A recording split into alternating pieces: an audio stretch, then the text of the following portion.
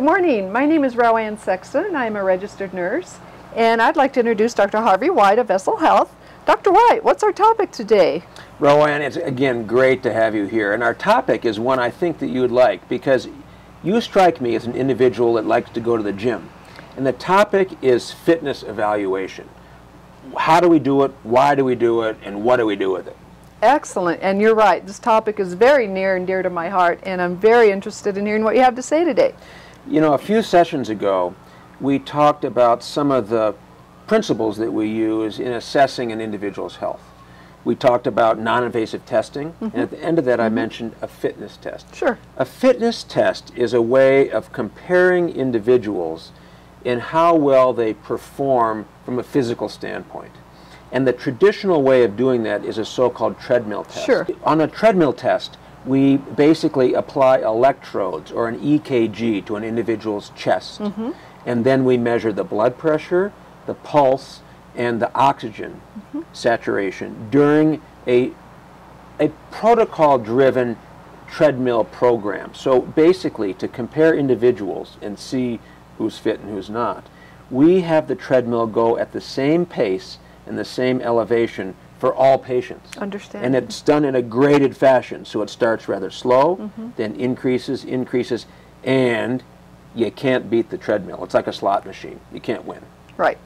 Right. So we basically look at one's performance on that particular instrument. I see. And that instrument or that test is designed to tell you how one's heart is functioning. Is that correct? It has a multiple of positive effects. And I should mention before we go on to that, Roann, that we do another kind of a treadmill test which involves the use of an echocardiogram or an ultrasound of the heart at the same time we do the treadmill.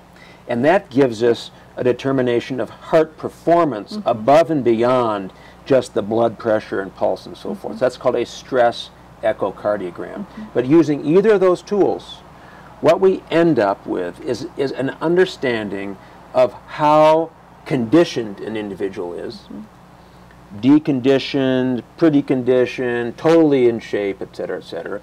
We learn a bit about whether there's any impairment of blood flow to the heart, and we call that ischemia, which helps us know, are those blockages worrisome, etc.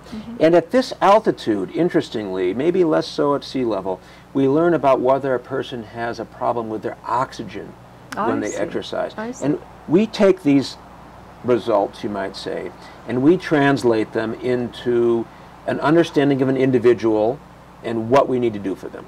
I understand. I understand.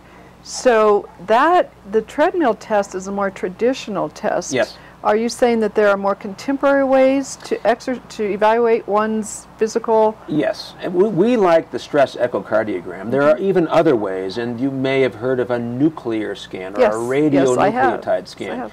Those are very sophisticated, very expensive, and my sense of it is that at Vessel Health, probably not applicable.